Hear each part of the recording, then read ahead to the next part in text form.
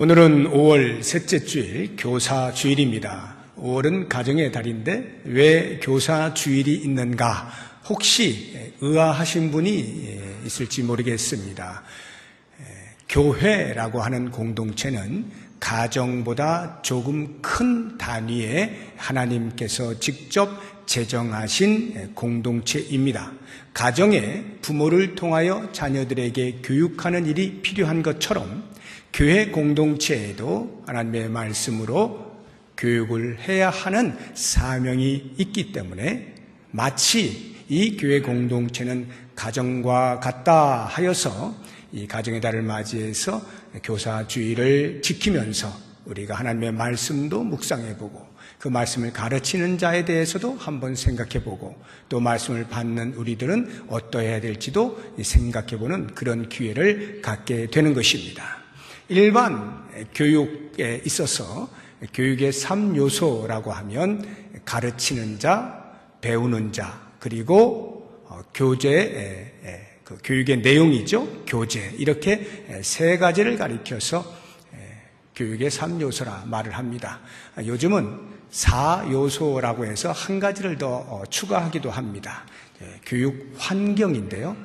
요즘 환경에 대해서 일반 자연 환경이 아니고요. 교육 환경이 매우 중요하다는 것에 인식을 같이 하면서 교육의 4요소로 환경을 넣기도 합니다. 오늘은 저는 이 3요소에 대해서 함께 생각을 해보려고 하는데 이 3요소, 가르치는 자와 배우는 자와 무엇을 가르치고 배우느냐라고 하는 그 교육의 내용인 교재, 이 세 가지 요소가 적절하게 조화를 이룰 때 교육의 효과가 극대화되어진다는 것을 우리는 잘 알고 있습니다. 교회의 신앙교육에 있어서도 다를 바가 없습니다. 이 신앙교육을 하는 교육의 장, 교회 안에도 역시 교육의 3요소가 그대로 있죠. 말씀을 가르치는 자, 교사가 있고 말씀을 배우는 자, 학생이 있고 그 가르치는 또는 배우는 내용인 하나님의 말씀, 교재가 있습니다. 이 세 가지가 잘 어우러져서 조화를 이루어서 발휘하게 될 때 이 교회 교육이 극대화될 수가 있습니다. 우리는 이것을 가리켜서 신앙 부흥이라 말을 할 수가 있는데 오늘 말씀의 제목이 말씀과 신앙 부흥입니다. 여기 말씀만 이야기하고 있는 것은 그 말씀 안에 가르치는 자와 배우는 자가 함께 들어있음을 먼저 염두에 두시고 이 말씀과 신앙 부흥의 상관관계에 대해서 우리가 한 가지 요소들을 생각하면서 한번 묵상해 볼 수 있기를 바랍니다. 오늘 본문의 말씀을 아까 제가 차분히 우리 읽어보자 했는데 이렇게 여러 그 사람 이름이 나올 때는 참 발음이 힘들어서 쉽지가 않습니다만 이 말씀을 쭉 읽으시면서 마음에 뭔가 이렇게 동요가 되는 듯한 그 당시에 이스라엘 백성들이 모여있는 그 상황이 신앙의 부흥이 일어나는 것을 우리가 느낄 수가 있습니다. 이러한 신앙의 부흥이 있게 되어진 이유가 바로 교육의 3요소인 말씀을 가르치는 자와 듣는 자와 말씀이 함께 있었기 때문인데 오늘 본문 안에 나타나고 있는 이 세 요소를 하나씩 한번 보죠. 먼저 말씀을 가르치는 자입니다. 에스라가 등장을 하고 있습니다. 에스라는 학사 겸 제사장으로 소개가 되고 있습니다. 이 에스라는요, 이스라엘 백성들이 바벨론에 의해서 70년 포로 생활을 마친 후에 고토로 귀환을 할 때 한 번에 다 온 것이 아니고 3차에 걸쳐서 나누어서 귀환을 하였습니다. 1차 귀환이 BC 537년경입니다. 그때 스룹바벨과 예수아가 인도를 해서 지도자로 이스라엘 백성들을 고토로 데리고 옵니다. 그리고 그때로부터 약 80여 년, 정확히는 79년 지난 BC 458년에 2차 귀환이 이루어지는데 이때 지도자가 에스라였습니다. 에스라가 귀환을 하게 된 이유는 처음 귀환을 했던 그 1차 이스라엘 백성들이 80여 년 동안에 처음에는 하나님의 말씀을 따라 잘 사는 것 같다가 시간이 흐르면서 점점 말씀을 무시하고 도외시하고 자기들의 욕심을 따라서 살게 되면서 하나님의 말씀인 율법이 땅에 떨어지게 되는 소문을 듣게 되면서 이 학사인 율법에 정통한 에스라가 이렇게 되면 안 되겠다 싶어서 자신이 귀환을 하여서 다시금 율법을 정확하게 확립하기 위하여 그들을 가르치기 위해서 귀환을 결심하게 되는 것입니다. 그는 그 당시에 바벨론을 점령한 메데파사 페르시아죠. 그 페르시아 왕이었던 아닥사스다 왕의 법률 고문이었습니다. 그러니까 상당히 지위가 있었기 때문에 굳이 귀환을 하지 않아도 되었지만 자기 민족의 흥망성쇠가 달려있는 하나님의 말씀에 대한 간절함이 그로 하여금 귀환을 결심하게 만든 것입니다. 이 에스라에 대해서 특별히 율법과 관련하여 성경이 표현하고 있는 내용이 에스라서에 나옵니다. 우리가 같이 한번 보도록 하죠. 에스라서 7장 10절입니다. 같이 읽어봅니다. 에스라가 여호와의 율법을 연구하여 준행하며 율례와 규례를 이스라엘에게 가르치기로 결심하였었더라. 여기를 보시게 되면 율법과 관련한 에스라의 특성이 세 가지가 나오는데 첫째가 율법을 연구했다라고 하는 것입니다. 율법을 연구했다는 것은 그냥 한 번 하고 말았다는 것이 아니라 그의 일평생 사명이다 이 말이에요. 그래서 율법을 연구하고 또 연구하면서 그 율법에 정통한 전문가가 되었다라고 하는 말입니다. 이 에스라를 가리켜 성경이 또 다르게 율법과 관련해서 어떻게 표현하고 있냐면 그 에스라서 7장 6절을 보게 되면 모세의 율법에 익숙한 학자 이렇게 표현해놨어요. 익숙하다. 그리고 또 한 가지 표현해 놓은 것이 있는데 12절에 보면 이 아닥사스다 왕이 에스라를 보내면서 적극적인 지원을 아끼지 않겠다는 말을 그에게 해줄 때에 이 에스라에 대해서 표현한 말이 12절에 나오는데요. 이렇게 표현되어 있어요. 모든 왕의 왕 아닥사스다는 하늘의 하나님의 율법의 완전한 학자 겸 제사장 에스라에게 완전한 학자, 하나님의 율법에 익숙하고 하나님의 율법에 완전한 학자라 이렇게 표현을 해놓았어요. 그만큼 에스라는 하나님의 말씀, 율법에 정통한 자였다 하는 것을 알 수가 있고요. 두 번째, 율법을 준행하였다라고 말하고 있습니다. 여기 준행하였다는 것은 자신이 알고 있는 율법을 따라 살려고 애를 썼다. 실천하는 삶을 살았다. 라고 하는 뜻입니다. 말씀을 가르치는 것에서 끝나는 것이 아니라 자신의 삶에서 살아내는, 다시 말하면 그 누구보다 먼저 하나님의 말씀 앞에 자기를 내려놓는 이러한 삶을 살았다라고 하는 것이고요. 그 세 번째, 백성들에게 그 율법을 올바르게 가르치기로 작정했다라고 하는 것인데 이렇게 에스라는 하나님의 말씀을 가르치는 교사였던 것을 알 수가 있습니다. 본문에 등장하고 있는 이 에스라 외에 또 다른 교사가 있는데 이 본문에서는 레위 사람들이라 표현을 하고 있습니다. 7절을 보시게 되면 이름도 참 힘든 13명의 이름이 등장을 하고 그 다음 레위 사람들은 백성이 제자리에 서 있는 동안 그들에게 율법을 깨닫게 하였다라고 나와 있습니다. 그러니까 에스라뿐만 아니라 레위 사람들도 에스라와 함께 하나님의 말씀을 가르쳤던 것을 볼 수 있습니다. 더 정확하게 말하면 지금 이 당시에는 에스라가 율법책을 낭독을 하는 것입니다.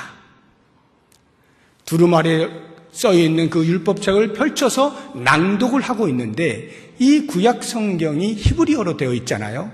그런데 돌아온 그 귀한 민들은 어떤 사람들은 여전히 모국어를 잊지 않고 계속 쓰기도 하겠지만 시간이 상당히 흘렀기 때문에 모국어에 대하여서 어느 정도 서툴거나 또는 좀 잊어버린 사람들이 많이 있었을 것임에 틀림이 없습니다. 그래서 이 레위 사람들이 무엇을 하느냐 하면 에스라가 낭독을 하면 그 낭독되어진 것이 어떤 말인지를 그들의 일상의 언어였던 그 당시에 아람어로 통역을 해주는 역할을 한 것으로 보입니다. 뿐만 아니라 8절을 보시게 되면 하나님의 율법책을 낭독하고 그 뜻을 해석하여 백성에게 그 낭독하는 것을 다 깨닫게 하니 이것도 레위 사람들이 한 일입니다. 즉 에스라가 낭독을 하였으면 그 낭독되어진 하나님의 말씀의 의미가 무엇인지를 해석을 해주고 또 저들의 삶에 적용할 수 있도록 도와주었다라고 하는 것입니다. 이런 것을 볼 때에 사역자들이 필요하다는 것을 알 수가 있어요. 협력하는, 에스라 혼자서 그 일을 다 하지 아니하고 백성들을 향하여서 하나님의 말씀이 잘 깨달아질 수 있도록 함께 협력하는 사역자들이 있었다라고 하는 것이죠. 오순절 성령 강림의 때에 베드로가 나아가서 복음을 선포할 때에도 베드로 혼자서 외친 것이 아니라 사도행전 2장 14절에 보면 베드로와 11 사도가 서서 복음을 외치는 것을, 다시 말하면 베드로 혼자 설교해서 3,000명, 5,000명 이것이 아니고 옆에 있는 다른 사도들도 함께 복음을 증거하고 말씀을 선포했던 것을 알 수가 있습니다. 이렇게 사역자들의 협력이 절대적으로 필요한 것이 교회 공동체다라고 하는 것입니다. 물론 이러한 협력을 하는 일에 있어서 그 사역자들의 말씀에 대한, 율법에 대한 정통함은 에스라와 다를 바가 없을 만큼 준비가 되어 있어야 되고 훈련이 되어 있어야 되겠죠. 오늘날로 하자고 한다면 에스라가 목사라고 한다면 여기 레위 사람들은 교사라고 말을 할 수가 있겠습니다. 주일학교를 대상으로 할 때는 주일학교 교사들이고 장년들을 대상으로 할 때는 우리 교회 같은 경우는 구역장이 말씀을 가르치고 있으니까 구역장이 될 것입니다. 이렇게 하나님의 말씀을 가르치는 또 다른 협력자들이 함께 율법에 정통하여서 율법의 말씀을 날마다 연구하기를 게을리하지 아니하면서 그 말씀을 바르게 선포하는 일이 필요한 것인데, 오늘 우리가 교사주의를 맞이하면서 교사된 자들에게서는 오늘 이 에스라와 레위 사람들을 보면서 스스로 도전을 받았으면 좋겠고요.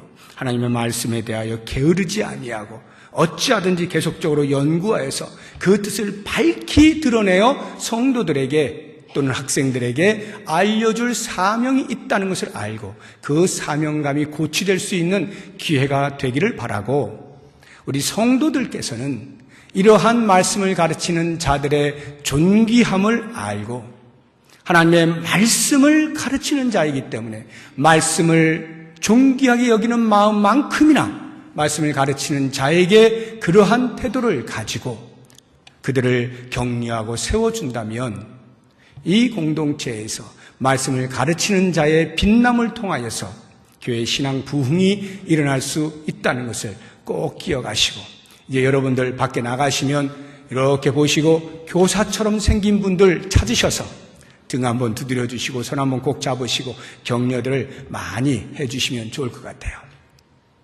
이제 두 번째 요소인 학생을 생각해 보겠습니다. 이 본문에 나타나고 있는 학생은 이스라엘 백성들이죠.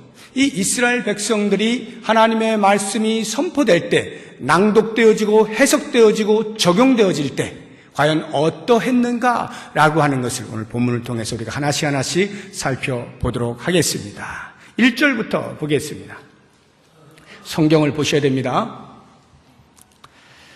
1절을 보시면 이스라엘 자손이 자기들의 성읍에 거주하였더니 7째 달에 이르러 모든 백성이 일제히 수문 앞 광장에 모여 학사 에스라에게 여호와께서 이스라엘에게 명령하신 모세의 율법책을 가져오기를 청하매, 거기 보면 에스라에게 이스라엘 백성들이 먼저 청하여 율법책을 가져오게 합니다. 수문 앞 광장에 모여서 하나님의 말씀을 듣겠다라고 하는 겁니다. 그러면 이 때가 어느 때인가 이 배경을 아셔야 되는데, 이 느헤미야가 예루살렘 성벽이 파괴되었다, 회파되었다는 소식을 듣고 쫓아옵니다. 그래서 예루살렘에서 52일 만에, 단 52일 만에 성벽을 중수합니다. 재건을 해요. 52일 마친 그때가 어느 때냐 하면 BC 444년 6월 25일입니다. 그때 완공이 되고 지금 이스라엘 백성들이 다시 수문 앞 광장에 모여있던 이때가 7월 1일입니다. 7월은 이스라엘 백성들에겐 절기가 많아요. 7월 1일이 나팔절, 7월 10일이 대속죄일, 7월 15일부터 22일까지 8일 동안 초막절을 지킵니다. 굉장히 중요한 절기들인데요. 그 가운데서 7월 1일인 이 나팔절에 지금 이스라엘 백성들이 모여서 에스라에게 하나님의 말씀을 들려달라고 요청을 한 것입니다. 그러면 52일이라고 하는 짧은 시간에 이스라엘 성벽을 중수했을 때 얼마나 많은 사람들이 얼마나 많은 시간 동안 동원이 되었겠습니까? 피곤했을 거예요. 많이 피곤했어요. 끝나자마자 집으로 돌아갔겠죠. 각자 자신의 집으로 뿔뿔이 흩어졌습니다. 그리고는 5일 후 7월 1일에 다시 모인 겁니다. 피로가 채 가시기도 전에 절기를 지키기 위해서 수문 앞 광장에 온 백성들이 모였습니다. 짜증이 날 만도 합니다. 대충 절기를 지키고 빨리 돌아가야지 라는 생각이 들 수도 있지만 이스라엘 백성들은 그렇게 하지 않았습니다. 오히려 학사 에스라에게 율법책을 좀 가지고 오시오. 우리에게 좀 들려주시오. 말씀에 대한 뜨거운 열정을 가지고 있었던 것을 볼 수가 있어요. 어느 정도 이 열정이 그들로 하여금 말씀을 듣게 하였는가? 3절을 보십시오. 수문 앞 광장에서 새벽부터 정오까지 들었대요. 여기 새벽이면 대충 해가 뜰 무렵 6시라고 본다면 정오까지 약 6시간 정도 하나님의 말씀을 듣는 거예요. 설교도 아닙니다. 그냥 낭독하는 거예요. 쉽게 이야기해서 창세기를 읽고 있는 겁니다. 그냥 쭉 6시간 동안 그 6시간을 듣고 있는 열정을 한번 상상해 보세요. 우리 어르신들은 지금 이런 열정에 대하여서 그렇게 이상하게 들리지 않을 거예요. 어렸을 때를 생각해 보시면. 저만 해도 제가 어렸을 때 생생히 기억이 납니다. 말씀 사경회 또는 부흥회를 하게 되면 그 당시에는 보통 짧으면 3일, 길면 일주일을 했습니다. 그리고 아침, 점심, 저녁 하루에 3번씩 했습니다. 그리고 할 때마다 최소 2시간 이상씩 했어요. 제가 분명히 기억을 해요. 그 어린 나이에 제가 참석하면서 2시간을 길다고 생각해 본 적이 없어요. 그냥 그런 줄 알았던 거죠. 그 당시에는. 그런데 불과 몇십 년이 흐르지 않아서 지금은요. 2시간 하면 난리 나죠. 하루에 3번 상상도 못하는 거죠. 하루에 1번, 1시간 깨끗하고 깔끔하게. 이게 요즘 트렌드 아닙니까? 그런데 이 당시에 이 사람들은 이 말씀에 대한 열정이 얼마나 뜨거웠는지 반나절을 6시간 내내 그냥 낭독하는 하나님의 말씀을 그냥 듣고 있는 거예요. 엄청난 겁니다. 그리고는 그냥 듣고 졸고 있는 게 아니에요. 3절 뒷부분을 보세요. 모든 사람 앞에서 읽음의 뭇 백성이 그 율법책에 귀를 기울였는데 청종했다 이 말이에요. 경청을 한 겁니다. 집중해서 하나님의 말씀을 듣고 있었던 거예요. 보통 우리가 집중력을 20분에서 30분 잡습니다. 그래서 많은 사람들이 목사들에게 권면을 해요. 20분 또는 길어도 30분을 넘기지 말아주세요. 어차피 못 듣습니다. 이게 요청이에요.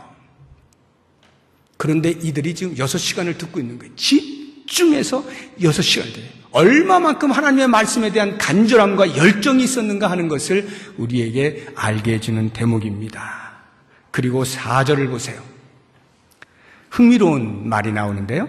그때의 학사 에스라가 특별히 지은 나무 강단에 서고, 이 강단이라는 말이 성경에 지금 처음으로 등장하고 있습니다. 이런 강단, 하나님의 말씀을 전하는 데 필요한 강단, 최초로 지금 나오고 있는데요.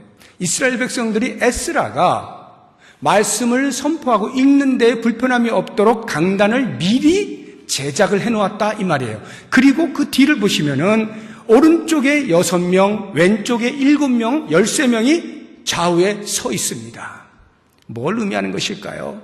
하나님의 말씀을 듣기 위하여 사전에 철저히 준비했다는 것이고, 그 13명이 아마도 에스라와 함께 이런 하나님의 말씀의 사역에 동참하는 자들로서 헌신을 하였다는 것을 우리로 알게 해주는 대목입니다. 이스라엘 백성들은 그 말씀을 듣기 위해서 이렇게 준비가 되어져 있었음을 알 수가 있고요. 이제 5절을 보십시오. 에스라가 모든 백성 위에 서서 그들 목전에 책을 펴니, 책을 펼 때에 두루마리를 쫙 펼칠 때 이스라엘 백성들이 전부 일어납니다. 그 당시에 그 유대인들의 그 일어난다라고 하는 것은 문화적으로 경외심을 나타낼 때 일어서는 거예요. 경외심을 나타낼 때. 그러니까 하나님의 말씀에 대한 그들의 자세가 어떠했음을 알 수가 있는 것이고요. 이제 6절부터 보시게 되면 본격적으로 그들의 태도에 대해서 나오는데, 에스라가 위대하신 하나님 여호와를 송축하였습니다. 그랬을 때 이스라엘 백성들이 어떻게 해요? 모든 백성이 손을 들고 아멘, 아멘 합니다. 하나님의 말씀을 들었을 때 아멘, 그렇습니다, 맞습니다, 제가 그렇게 살겠습니다 라고 하는 하나님의 말씀에 대한 전적인 신뢰를 보내고 있는 거예요. 말씀이 선포될 때 과연 그러합니다, 틀림이 없습니다, 아멘, 아멘. 전적인 신뢰를 보내요. 그리고 몸을 굽힙니다. 몸을 굽힌다는 것은 전적인 복종을 의미하는 거예요. 무엇을 말씀해도 제가 다 듣겠습니다. 전적인 복종을 나타내고, 그리고 그 뒤에 얼굴을 땅에 대고 여호와께 경배하였다. 얼굴을 땅에 댔다는 것은 지극히 겸손함을 나타내는 거죠. 전적인 겸손. 하나님의 말씀 앞에 자신의 교만은 다 내려놓고 겸손히 듣겠다라고 하는 그러한 태도로 하나님의 말씀을 받고 있는 이스라엘 백성들을 볼 수가 있습니다. 이러한 마음의 준비가 되어 있는 이스라엘 백성들에게서 어찌 신앙의 부흥이 없을 수가 있겠습니까? 부흥은 여기서부터 끌어오르는 거죠. 그리고는 그 말씀을 다 들었을 때 9절을 보니까 백성이 율법의 말씀을 듣고 다 우는지라. 왜 울어요?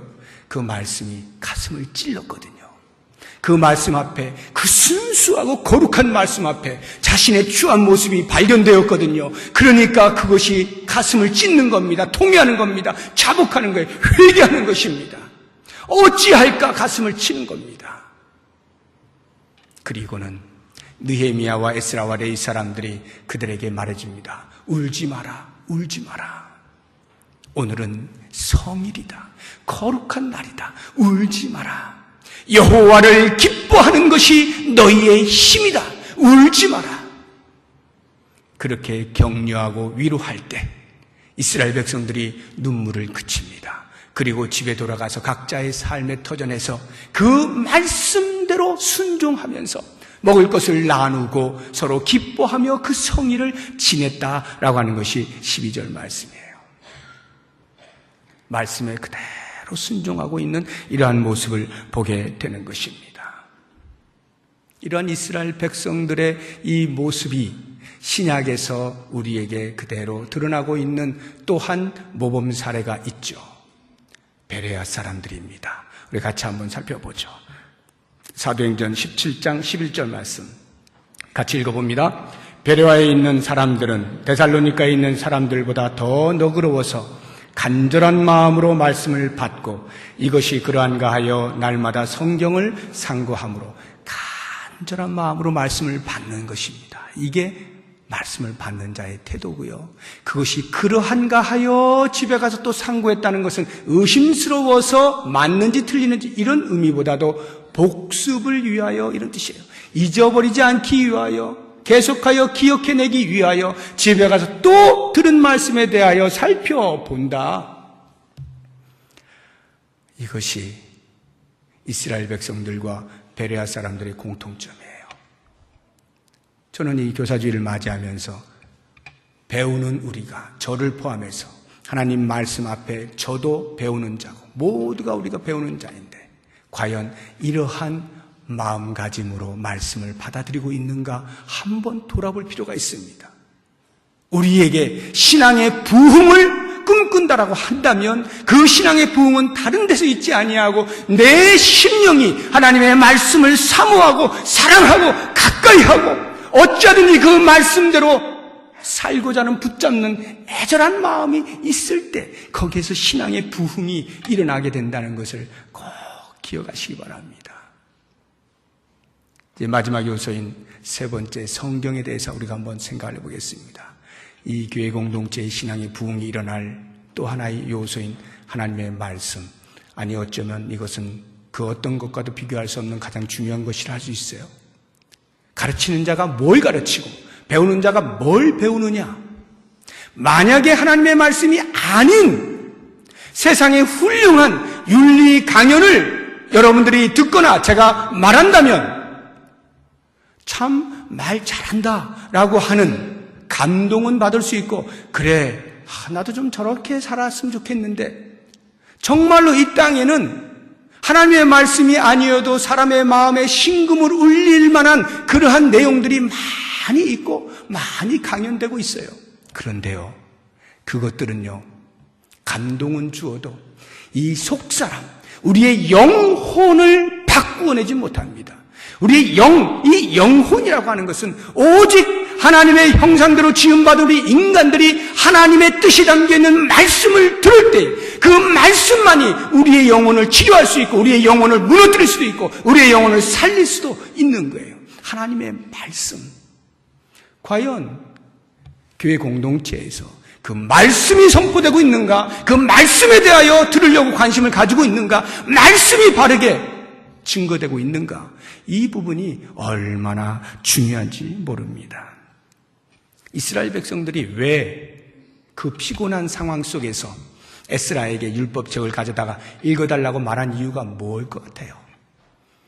그들은 돌아왔지만 성벽이 다 회파되어지고 초라하게 사는 겁니다. 차라리 바벨론에서 그냥 포로로 사는 게 더 나을 뻔한 그러한 비참한 삶을 사는 거예요. 느헤미야가 견디다 못해서 그 먼 길을 마다 그냥 와서 52일 만에 성벽을 중수해버리지 않습니까? 그럴 때 이스라엘 백성들의 마음이 어떻겠어요? 야, 이제 우리 공동체도 외부의 적으로부터 어느 정도 보호를 받을 수 있겠구나. 이 성벽이 재건이 되었음으로 해서 이제 우리 공동체의 위상도 어느 정도 회복이 되었다. 알 수 있지 않습니까? 그런데 그들이 그것으로 끝나지 않고 이렇게 수문학 광장에 모여서 그 나팔절 절기 때에 하나님의 말씀을 듣기를 소망했던 것은 외면적으로 위상이 회복된 것으로 끝나는 것이 아니라 그들의 정체성인 내면적 신앙의 회복이 필요했던 것입니다. 그 회복에는 하나님의 말씀 아닌 다른 그 무엇으로 불가능하다는 것을 알았기 때문에 그들은 하나님의 말씀을 듣기를 원했던 것이고 그것을 통하여 우리의 내면이 한번 일어나보자. 그래서 우리의 정체성을 다시 한번 확립하자. 우리가 어떤 사람들인가? 하나님의 백성들이다. 이것을 하나님의 말씀을 통하여서 도전받기 원해서 그렇게 피곤하고 힘든 육체의 상황 속에서도 하나님의 말씀을 열정적으로 들었던 것 아니겠습니까? 사랑하는 여러분, 왜 말씀이죠? 왜 말씀이에요?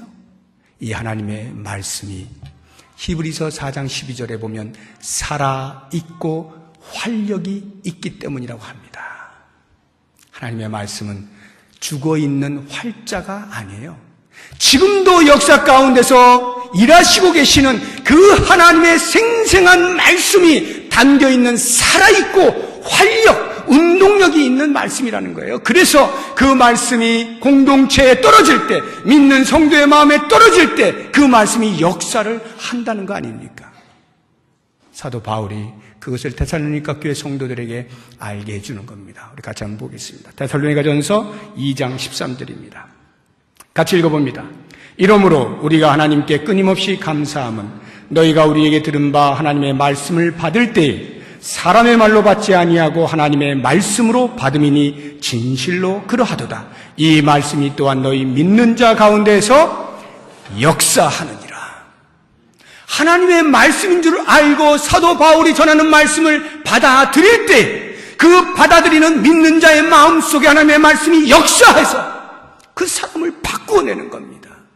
하나님의 말씀은 살아있기 때문에 성도의 마음에 다가올 때, 접촉이 되어질 때 성도를 바꾸어 낸다라고 하는 것입니다.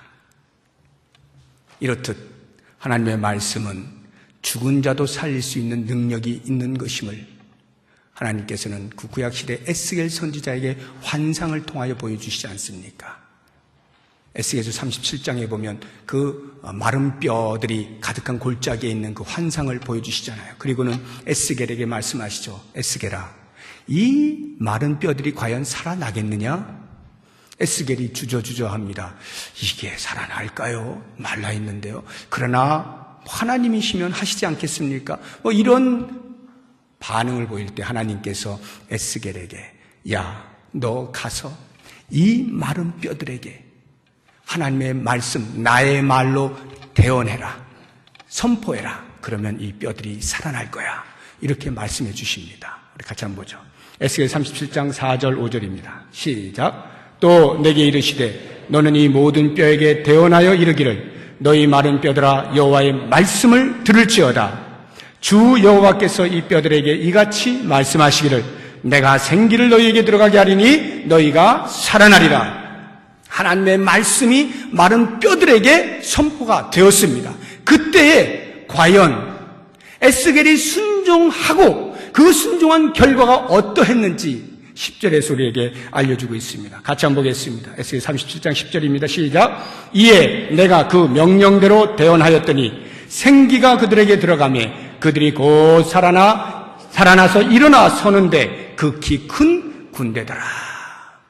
하나님의 말씀을 그들에게 선포합니다. 하나님을 대신하여 선포합니다. 그때 그 죽어있는 바짝 말라있는 마른 뼈들이 일어나서 살아 움직이는 놀라운 역사를 보게 되는 것입니다. 이것이 하나님의 말씀이에요.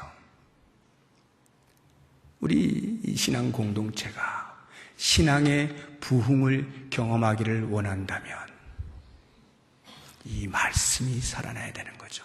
말씀이 바르게 선포되어져야 하는 겁니다. 이제 우리는 이 3요소를 다 보았습니다. 말씀을 제가 정리해 보겠습니다. 저는 가장 먼저 하나님 앞에 이렇게 감사했으면 좋겠어요. 하나님, 우리의 손에 거룩한 하나님의 말씀, 살아있는 하나님의 말씀, 능력 있는 하나님의 말씀 들려주신 것 감사합니다. 먼저 이 감사가 있었으면 좋겠어요.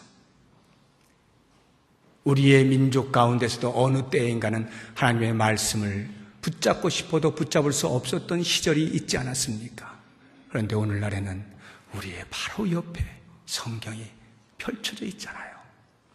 먼저 이것에 대하여서 감사했으면 좋겠고, 한 가지 더, 이 말씀을 읽을 때 어느 정도는 이해가 되어도 자세히 이해가 되어지지 아니하는 부분들이 있는데 그러한 것들에 대하여서 해석을 해줄 수 있는 교사들이 교회에 있다는 것, 감사했으면 좋겠어요. 하나님의 말씀을 가르칠 수 있는 사람들이 있다는 것, 이것은 우리에게 큰 축복입니다. 주의 말씀과 그 말씀을 가르치는 자가 있음이 정말로 감사한 것이고요. 그래서 이제 우리 공동체 안에서 말씀 앞에 선 모든 배우는 자는 한결같이 겸손히 주의 말씀을 귀 기울여 들으면서 그 말씀에 전적인 신뢰로 아멘 아멘 하면서 그 말씀이 어떠하든지 나를 복종시켜서 그 말씀 때문에 내가 살아가는 존재임을 드러냄으로써 진정한 신앙의 부흥이 일어날 수 있는 복된 교회, 이 땅의 교회들이 될 수 있기를 주의 이름으로 축복합니다. 기도하겠습니다.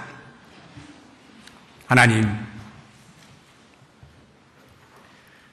교사주의를 맞이하면서 우리에게 말씀이 옆에 있는 것이 얼마나 감사한 일이고 그 말씀을 가르치는 자가 있음이 얼마나 감사한 것인지 깊이 묵상해 보았습니다. 주님 고맙습니다. 우리 모두가 말씀 앞에 겸손히 무릎을 꿇기를 원합니다. 그 말씀이 우리의 심령을 만질 때에 우리가 겸손히 받아들여서 우리 자신을 변화시키고 우리의 공동체를 변화시키고 이 사회를 향해서 대한사회로서의 분명한 신령한 공동체를 만들어갈 수 있는 복을 허락하여 주시옵소서. 예수님의 이름으로 기도드립니다. 아멘.